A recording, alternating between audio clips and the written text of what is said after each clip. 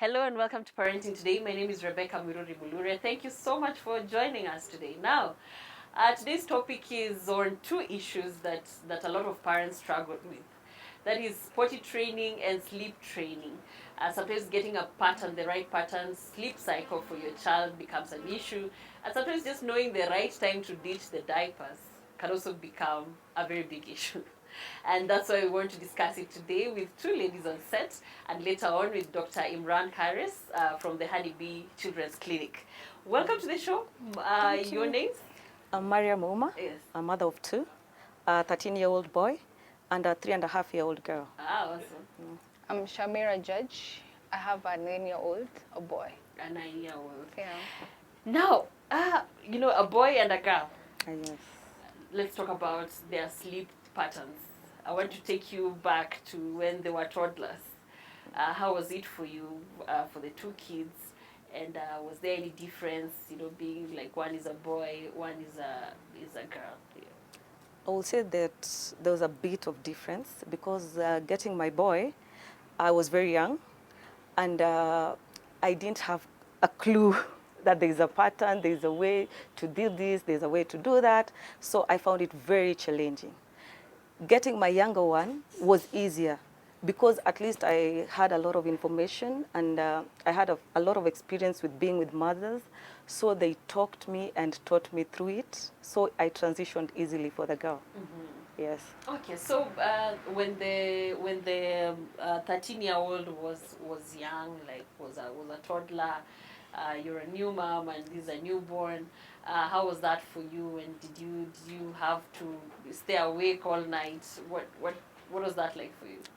It was very challenging for me because you get for the first 3 months you have to be awake because they have no sleeping patterns. Like they sleep during the day, they're awake all the night, the whole night. So it was very frustrating. Yes. Okay, I'll come to the hacks that you used, and especially now that you're maybe recently with the 3-year-old, you can remember what are some of the hacks that you used. Okay. And to you, Shamira, how was it like for you? I'm a bit antiquated because he's a 9-year-old, but I was very intentional because I decided I want to do this. So, and I decided not to delegate because I'm the only one who knows my child, understand? So I decided to close any other voices because there's no right time, there's no right age to start sleep training, and babies are different. So I just went in not knowing anything, but I decided to give it my all. Like when the baby wants, it's easy to know when a child wants to sleep. Like for example, the cries or the yawning or the eye rubbing. Yeah, so I got the cues tapped in there, and the process was easy because by the time I was taking the baby to the crib, he was ready to sleep. He only wanted to sleep. Yeah. Okay. There's something that you mentioned, like you wanted to handle your baby. I know how hard that can be for a new mother. It's true. You're there, you're trying to catch some sleep. Probably you've not been able to sleep during the day when the baby was asleep, and at night, here you are. Like that's when the baby wants to stay awake.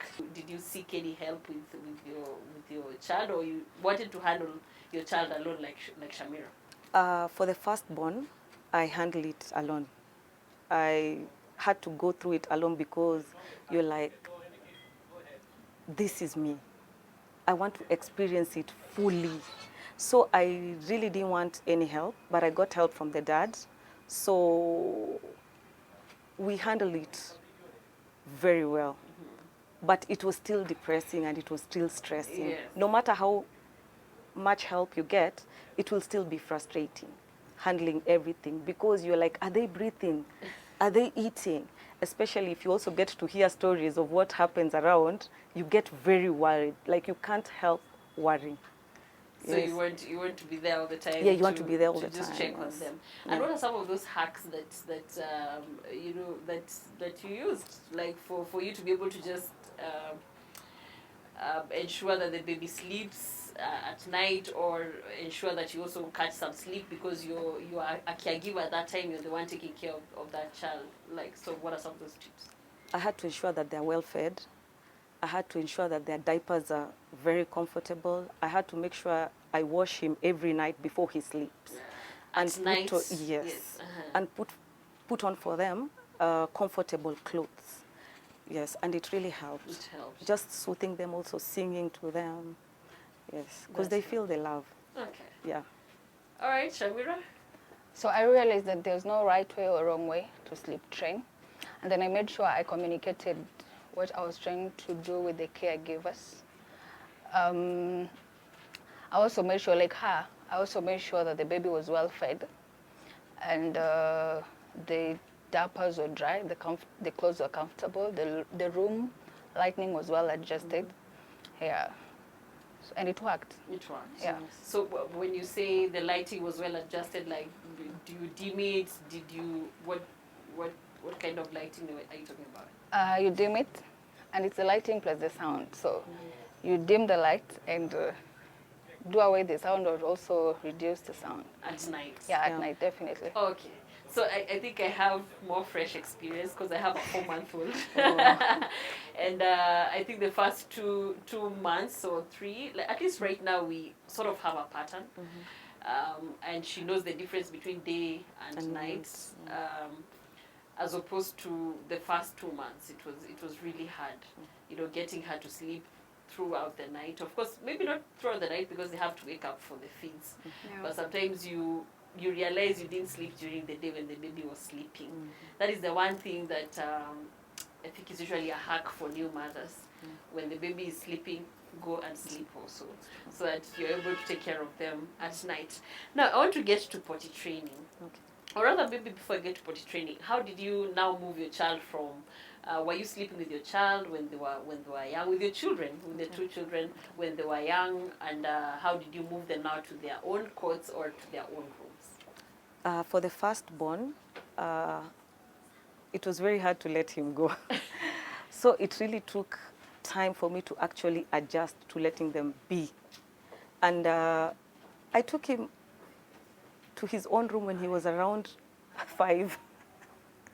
You can imagine, it was very, very difficult to let him go. And for him to also adjust, because he was a mama's boy, it was very challenging. But eventually, he just adjusted. But he was sleeping in his own cot, like in your room, but... I didn't want him to sleep in his own cot. I used to sleep with him. Oh, wow. Yeah, and I used to cuddle him. Yes. Yes. That must have been very hard to move him to his It was own very room. hard. It was very hard. It was very hard. Not only the room, but also bed. Also Like bed, yes. After how long did he adjust to that now? I would say like, it took us like a month. Whoa. Yes, because there's back and forth. Sometimes he cries and you're like, okay, come. And then sometimes you have to be And tough. that is something that Dr. Imran is going to talk about, I think, you know, what are some of the ways to just ensure that they sleep in their own room, Yes. and at what age should you let them go? For you, Shamira, how was it? So I look at sleep training this way. Being able to let the child self-soothe to sleep without my intervention. So what I did, I think from the 4th month, when I had already realized there was some stability in the sleeping patterns, around 6 to 8 hours at least, and feeding in between reduced. So I decided to take him to bed, my bed, when he's drowsy but fully awake. So it's not like he's not aware where he's supposed to be. He just sleeps. So why did it work for me? Now I didn't have to shush or pat or nurse him to sleep. No, he self-soothed to sleeping on his own. How does nice. did he have like to suck a finger, a pacifier? What was that like? No, so I made a decision. When the baby came, I made a decision that I wanted him to be independent. So I was only going to assist when it's necessary. So from sleeping to eating, every other thing. So with that's the reason why I decided I take the baby to the bed when they're awake, but drowsy. So they self-soothe or do whatever they need to do. They soothe themselves. Yeah, to sleep. So it helped me because now he got independent. When the nanny comes, like You just need to make sure he's well fed, the diapers are dry, and then leave him alone. Oh, you don't have to. No, no, no.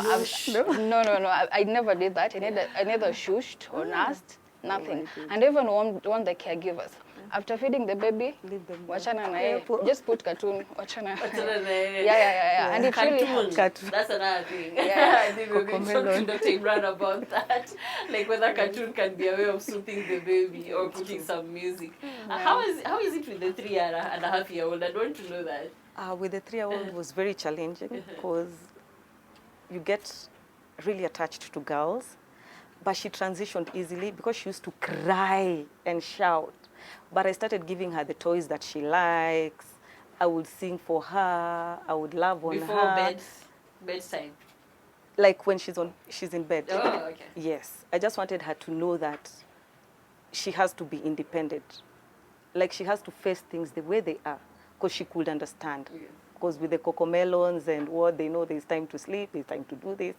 So I just put her in her bed and I explained to her, you have to sleep. I read for her, I kiss her, give her the toys that she loves, and she will just sleep. And then she'll just sleep. Yes. And I hope you pick the toys after that, so they don't like choke on them. Yeah, accident. Teddy bears, big teddy bears, not big small teddy ones. bears. No. Okay. Dr. Imran will also touch on that. I want to talk about potty training. How did you potty train your child? So, my baby was big, like he was 4.3 at birth. Okay. So he continued with that. Like by the time he was turning 1, probably he was around 13 kgs. So what does that mean? That means he eats a lot and he Goes to the toilet a lot. Yes. So it got to a point where we had to like change diapers after every 2 hours, which is very, very, it's not economical. So what I decided to do is introduce potty training when he was around 1.5 years, around 18 months. Yeah, so how did I do this? I introduced the keywords around potty training, bathroom acts. I realized he knew and he understood them. And I was also able to... So which ones? I want you to tell like us. pee, Other mothers are watching, yeah? pee, potty, poop. Yeah. And there are also key actions. Like when you see him trying to pull the sweatpants, or when you see him squatting or hiding. Yes. Yeah, so then I knew, oh, we are ready. Yeah. We are ready. So I tapped into that. And I also, naturally, you're ready to pee. Even for me or for you, we're ready to pee after an hour taking a drink. So I timed that. After an hour getting some water, I take him to the potty or the toilet. Yeah, so, and of course I communicated that with every caregiver. And So- with time, they got the hang Yeah. of it. Okay. Yeah. For you, like... I would say it's also similar. Just timing checking on the time they eat and the types of drink, okay, the quantity of the drinks they've had, you'll be able to know with also the body language. Yes, and because mine I tried at 2, yes, and she was good to go. It was good to go. Yes. Okay. We're taking a short break, but after which we'll come back with Dr. Imran Karis from the Honey Bee Children's Clinic. He's going to explain to us what it takes to potty train and at what age you should start potty training and how to establish a good sleeping cycle for your toddler. Don't go away.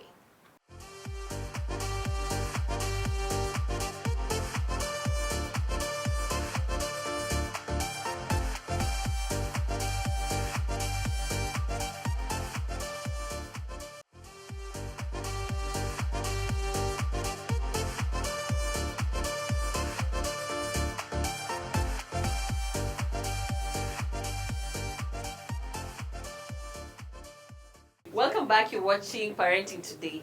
On set today is Mariam Mouma, a mother of 2, a 13-year-old and a 3.5-year-old. And we also have Shamira Judge, a mother of 1, a 9-year-old. And they're sharing their experiences on potty training and sleep training. Joining us right now is Dr. Imran Harris from the Honey Bee Children's Clinic. He's going to explain to us some of the issues that we're talking about today, because sleep and potty training are quite pertinent issues that we sometimes are quite challenging for most parents. Karibu sana daktari. Thank you. Nice to be back. Yes. Oh, nice to be back. Yes. And it's good that we have you on this second segment because I Yes. feel like we have so much that we need to talk about. Sure. So on sleep training, let's talk about the different ages, the different age groups, from a toddler to when these kids now get to probably establish a pattern. For a toddler, I'm a mother to a toddler right now. How do I get them to sleep? Like, how do I get them into a sleep cycle that works? All right. So, well, initially, once you've gotten a bit of the routine of how babies are, and they're getting to sleep longer, and maybe sleep more during the night than during the day.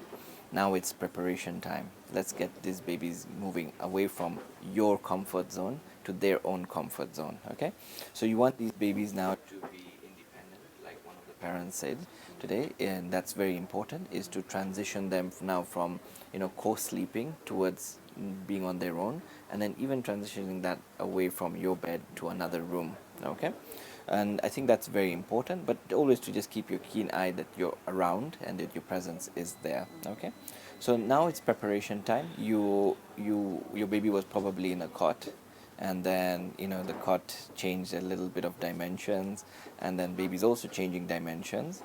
They're sleeping longer during the night. So it's very important to now slowly start moving that cot away from your bed. If it was very close to your bed, you start moving it slightly further towards a corner of your room. Okay, and that way they feel that as much as mommy and daddy are around, at least that distance is there. Okay, the second thing is not to always just keep anytime baby cries, you go and pick up the baby. Allow them to even just resting your hand on them, or just tapping them. What I've seen in my experience is rocking the baby is actually detrimental, because they tend to get a sort of a pattern of having that for them to get the long-term sleep, the REM sleep, the rapid eye movement sleep. So that means that when you rock them constantly, for them to achieve that sleep, they won't be able to sleep until they get to that. And they're not getting lighter, they're getting heavier. Okay, so now what that means is that once you feel you're getting into that trap, start going back and just sort of just tapping them, and just really showing them that you're just there. And that's more than enough. And it's also, it actually ties into what Shamir was saying, like, exactly, yes. They should let the baby be independent. Because it's scary, because you'll find the baby even head nodding like this constantly, and you'll think they're possessed or something is going on. But it's actually them trying to get to that feeling of being rocked for them to achieve that sleep. Yeah. So that's in terms of the soothing, is just sort of tap them, just know you're there. Sometimes just having a dim light or a dimmer switch in the room gives them the sense that they're part of that process. Okay. And then of course routines then begin as well, because you know that by 6:37 they've had their dinner, they've had their shower, they've had their massage, and we'll talk a little bit about that. When you introduce routines, the first month, first weeks, what? Yeah, so routines should start at around 18 months onwards, okay? Because now baby's gotten a bit of their longer night sleep, and they're pretty active and busy, and they're playful. So they know that they're getting their naps in the day, and naps during the day are very useful. But then now as they're getting to sleep, it's good for them to learn that that there's a stage in their life that they're going to have their shower, they're going to get a massage, they're going to get into their comfort clothes, and then we'll go into the bed. You can put on the net, put on the dimmer. They can still play in the bed. You can still cuddle a bit, do all of that, sing them a song, read them a book, and then eventually you sort of pat them, and then switch off the light, continue talking to them, pat them, and then off they go to bed. Okay. I love that. Yes. Now the daytime and nighttime, I think earlier Ron, we were talking about that, like helping the child differentiate between daytime and nighttime. Most of us tend to, like you still draw the curtains during the day. Oh yeah, that's true. Yes. And yet Yes. daytime, because you want the baby to sleep. Yes. So circadian rhythms is basically a physiological rhythm that children or babies in utero tend to have, So when you find your babies kicking, you'll find that when they're born, they will wake up around the same time they used to kick or be active a lot. So you tend to follow those rhythms, and you'll notice that it's mostly during the night when they're very active because it's pretty dark all the time. But in any case, by 3 months, that changes. So they tend to now start, knowing daylight and nighttime, and all of that. So they'll be able to sleep longer during the night and less during the day as well. Okay. Yeah. And in terms of soothing, how other than tapping or rocking them, how else can you get a child to self-soothe, or how do you soothe them? Yeah, so like what Shamin said very clearly is that make sure that they're fed very well, that they're not wet or they're not too cold or too hot. Just ensure that checklist in terms of in newborns and going through 3 months, that they don't have that, and that they're given a good massage just before sleep. Yeah, that helps them to transition into bed very well. For the others as well, a lavender massage in the evening, and having them hold their favorite toy or, blanket helps them to do that. But make sure by 2 they've gotten rid of such habits as well. Yes, yes, yes. You can tell me about that, but Yes. let's go back to moving this baby now from like to a corner in the room, That's and then now correct, moving yes. them to a different Yes, room. yes. So you How can do you do you can introduce, if it's your firstborn, you can introduce a bunk bed, okay, in another room, and initially start them on the lower bunk bed, which is slightly wider, and then as they grow older, you always tell them, hey, when you reach 5, you'll be going up there, you'll be a superhero. So you're basically encouraging them to feel like they're getting more bigger, and that their sibling is still smaller, but I'm better and I can move on to the next stage. So you're preparing them. Obviously, you give them time because you also want to know that. And then as the second one is also coming along the way, then you can help them to sleep together in the same room. So that gives them that they're not alone as well. And then you could co-sleep slightly, but then don't encourage that too much. And then you can always then, once they're asleep, you go back to your room. When you talk of slightly, at what age? I remember Mariam talking about her firstborn moving from her room at 5. 5, How yeah. was that? Yeah, so I think that's slightly on the longer side, yeah. Ideally, 2.5, 3 helps a lot, because then you want to create that independence. Remember, they're also transitioning to a school, or they're starting a school program, you see. And when they're in a school program, there's a lot of routines as well going on. They'll be napping in bed, in school, sorry, and then also when they come back home, they'll be napping, things like that. So that's a good time, around 2 to 3 years of age. But going up to 5 means that at some point we've not let them go. The transition is very important, so that, yeah, yes. And then now to that stage where they're now independent, sort of like they can sleep in a different room. Sure. How do you monitor that now? Do you keep checking on them at night? Sometimes they wake up, oh, I have nightmares, I have what? How do you help them as a parent, like just to adjust to a different room? Right. So if you're living in a upstairs, downstairs sort of a house, ensure that the door towards the downstairs is locked. That's very important because they'll be moving around, because they sometimes just want to know that you're there. Okay, and it's okay. That's actually normal. So you just have to say, I'm still here, not to worry, and then take them back, stay with them for a little while, and then ensure that they know that you're not going to be there for the longer time. Okay, so always have some sort of a plan, that you have a bed next to their bed, for example, or a mattress that you can just pull under and sleep on, and once they're back to bed, you go back to your bed. That your presence won't be there permanently. Okay. When it comes to nightmares, it's normal. It's very normal, and that's usually around the second part of the sleep, towards like when they've gotten sort of their deep sleep. And sometimes when they have the nightmares, what's important is to ensure that you be there, okay, and be the comfort for them, and tell them that it's still okay, that it's just been a nightmare or a dream, okay, and that's not what happens in real time. And then how to stop them from feeling scared is by having that, blanket or teddy bear, maybe a dim light, okay? And sometimes they do some very interesting things in the West, is like having a monster spray.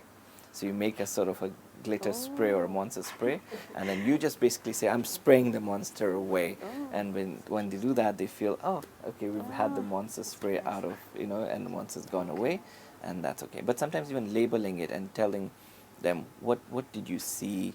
Okay, just sort of getting into depth about what they're actually seeing. And then, so how to prevent nightmares is basically just avoiding screen time prior to sleep, especially like scary things, including your own documentaries, including wildlife documentaries. If they see like lions and attacking animals, Yeah. I've had cases of that in the clinic where, they're afraid of lions and such things. So sometimes just making them draw what they're scared of at Yeah. night, really brings that out. Yeah, but just avoiding watching or doing screen time prior to bedtime really helps them to, sleep or settle down well. Yeah. Wow. And talking about screen time, tell me about that now in relation to sleep. Yes. How can it be a soother? Like I think one of the mothers mentioned here, like can it be, and even the music, like the background music, or fine, there's screen time and there's also background music. Can it be one of the ways that you soothe your baby to sleep? And how is it healthy, really? Okay. So there's two sides of the coin there. When they're very small, like as newborns, up to around 3 months, it's useful. When you have things like white noise, some background noise, that's important. Okay, it's very important at newborn stage that you don't have to hush when they're sleeping, because you also don't want them to be too sensitive that any noise will just wake them up. All right, so allow them to sleep during the daytime without the drapes closed. Yeah. And also to just talk normally and do your day-to-day, so that there's that they get used to that. Okay. Now as they grow up to around 6 months, their senses are heightening. Okay, so they're able to see better. You can see they're being very distracted with a lot of things and sounds. So at that point, then you just need to, maybe it'll be more detrimental to have white noise and other sounds. So then that's something that you don't want to have. Screen time is a no-no. Screen time will keep their mind jogging. Okay, it keeps their mind jogging. They're totally in a different place. So for them to get to a place where they're rested or drowsy, or something like they want to sleep, they might be able. It takes a little bit longer. You just have to work harder on that point. Yeah. So I don't encourage that doing just prior to sleep. Just get them into the routine so that they know they're doing everything else within the setting of the bed, the dimmer light, and then slowly off to bed. All right. There's so much to learn about that. We're taking a short break, after which we'll come back and talk about potty training for your toddlers, and we're also going to touch on bedwetting for the grown-up kids. Don't go away.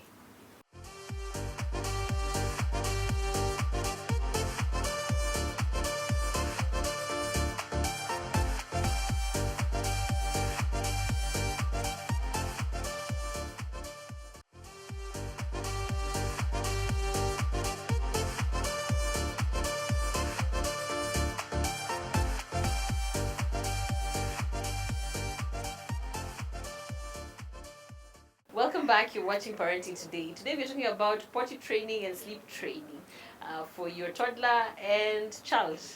And today we have Mariam Ouma, who's a parent of 2, and Shamira Judge, who's also a parent.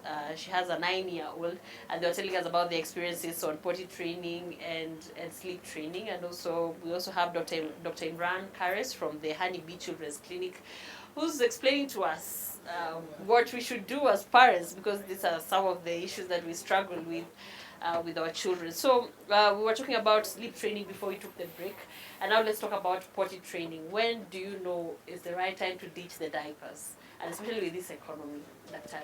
Wow. Yes. We will soon be going back to the napkins. Yes, as it goes.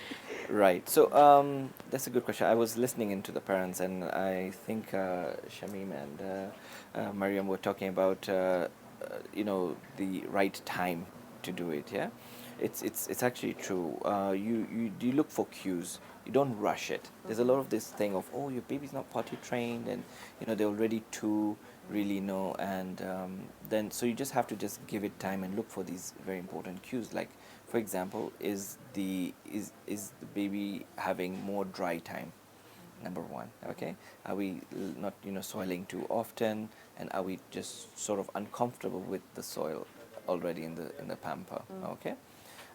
So that's one of the most important ones. Okay, then you'll find them sneaking around, hiding behind the curtains, or just being very quiet, and you catch them unaware, and then you tend to understand, what the groans they're making, that, oh, he's actually just having his time.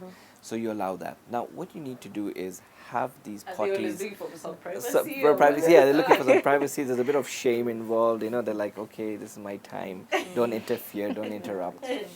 And then, so just make available potties. And potties from Ken Poly and other companies, plastic companies, that make them quite affordable. But have them, but they'll be very colorful. But at the same time, you just have to make sure that they're not like toys for them. So they need to create associations. Yeah. So at some point, you may want to, like, as they, do their do, they, you just put them on with their diaper on the potty. Okay, so let them do it, but just at the comfort of a potty. Okay. If they're not comfortable, that's still okay. Let them just still go around there. But then once they've done it, unwrap the diaper, and then go and smear the potty. Let them see that there's an association between their poop, Okay. and you keep telling them those simple sign language. Poop, Yeah. potty. Poop goes into the potty. Yeah. So that they create such, because you can't assume it's going to be automatic, right? So yeah, and let them watch you as well when you're going to the washroom, so that they observe that, oh, mommy and daddy are, going through the same. And then once they create the association, with time, you'll even take the potty into the toilet and drop it in there. Okay. Some even skip that and just go straight to the toilet. Yeah. Especially, Tell me about that. yeah. So especially if they have a sibling, they'll want to really catch up to their sibling's pace, and they'll really transition better. So you just have to adjust the toilets to that and make it so it's safe, so that there's the good height for them to be able to reach to. Same with the potty as well. Is there like a standard age for potty training when you know your child is ready, and when is your child not ready actually for? Yeah, that's a good question. So 18 months to 2 years is when their bodies are changing physically. They're able to detect a lot of things, and also hold on to their wetting, or the continence, they call it, that they're able to keep it within for longer. So, but even if by 2 years they're not doing it, Yeah. that's still fine. Just give them some time, especially when, for example, if you're having a lot of stressful events in your life.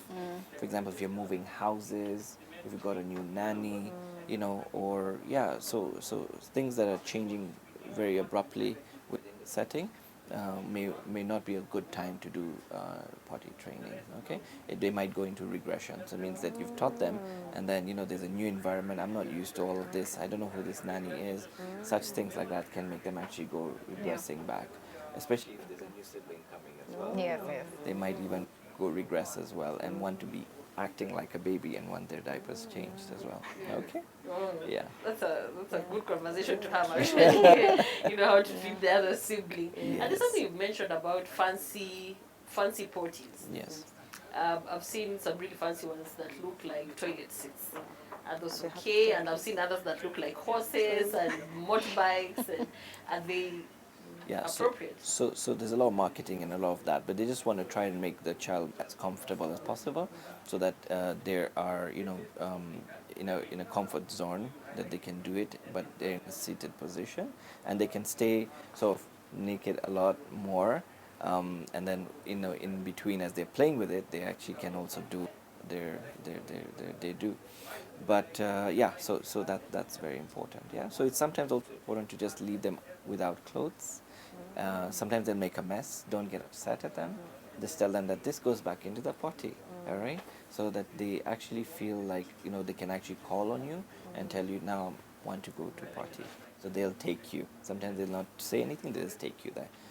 When you're also transitioning, it's also good to do it like she was saying, about 1 hourly, even if they're not doing any peeing or pooping. They just take them hourly, so that they get used to the sequence of events that anytime I need to, let go, I can always go to mommy or the nanny, and they'll take me to the potty. To the potty. Yeah. Okay.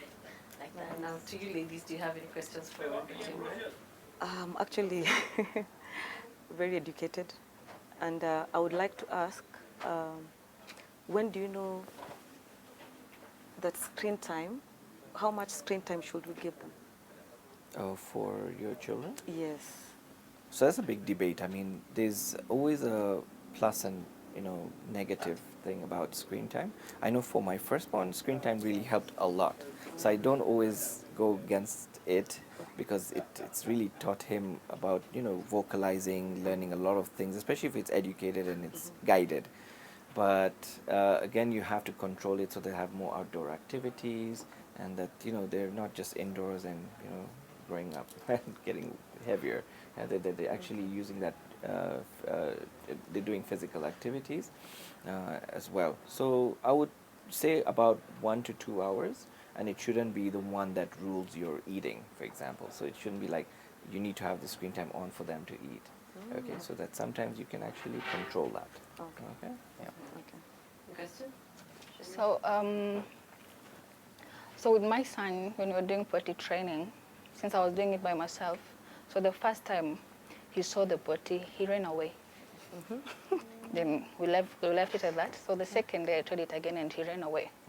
So I realized it's not his. Like, it's not okay to assume like we have to potty train all the children, or because we potty trained, I also have to potty train.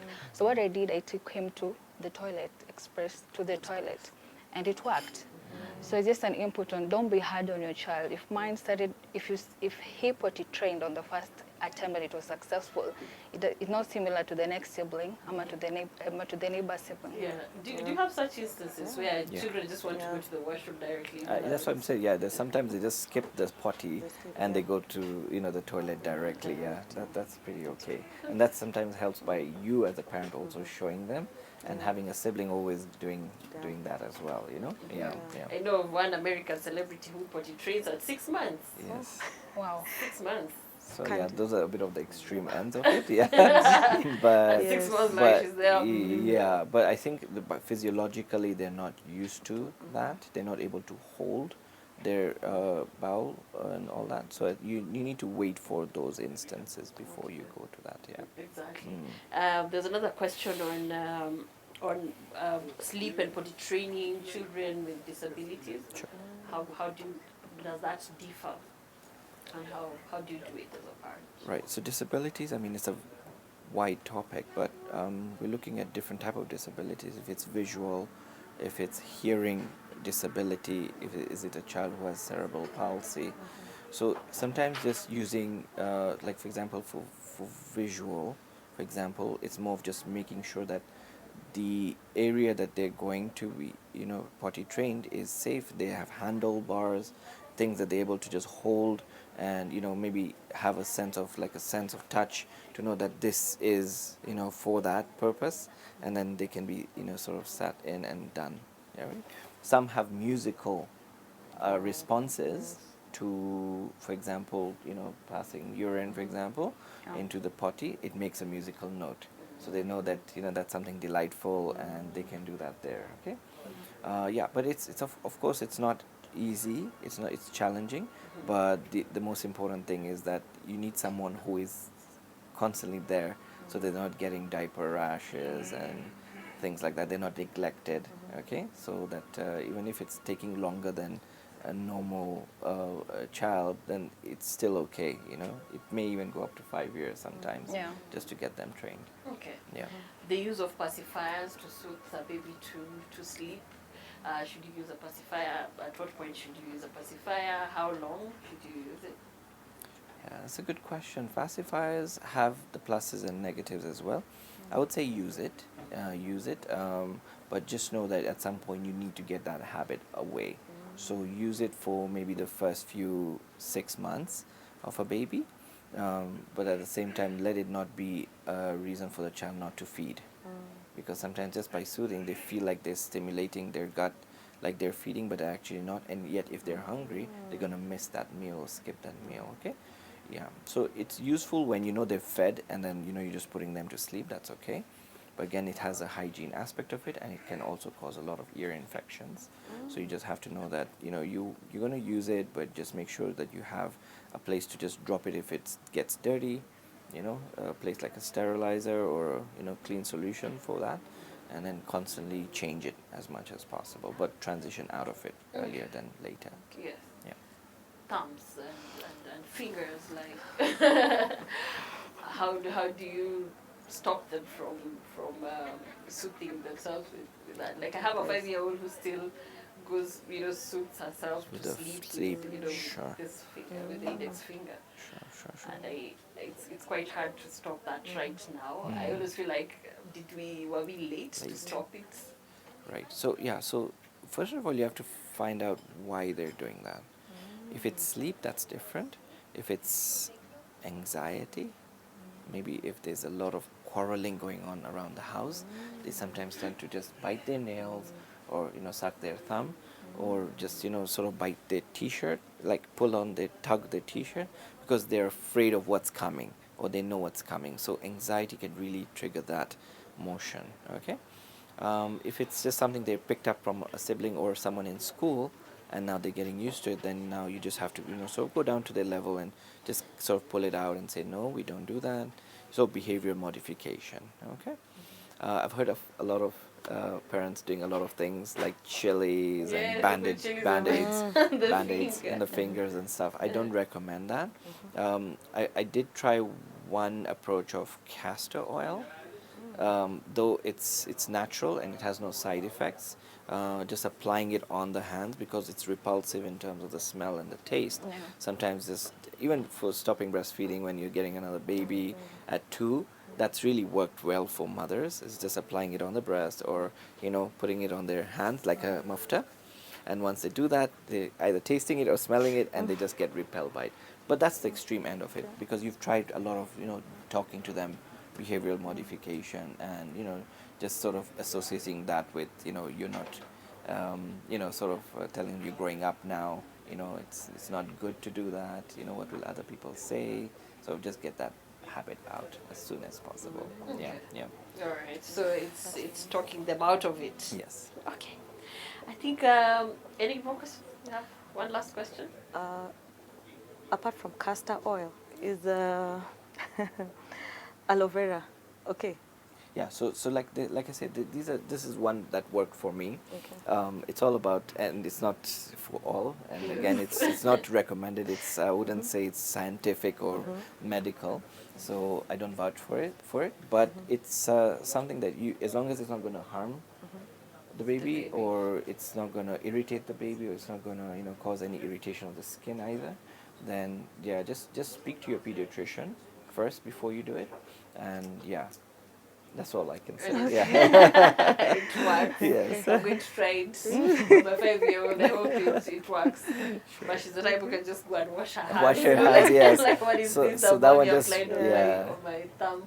Anyway, thank you so much, Dr. Imran. Thank you so much, Mariam. And thank you, Shamira, so much for participating on today's show.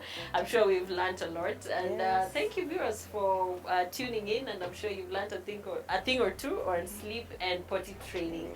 My name is Rebecca Mulure, and this has been Parenting Today. Thank you for watching. Welcome to Tile and Carpet, where we deal with everything you would need at home, in the office, restaurant, and hotels. We offer solutions to all your needs. We have a wide range of roofing solutions, tiles, sanitary furnishing, and interiors. We have exquisite furniture, elaborate dining sets, and classic comfy beds. Our prices are affordable across board. Feel free to visit us in any of our different branches in Mombasa, Kisumu, and Nairobi. We also do site visits and offer clients with professional advice. You can reach us on this number for the site visit.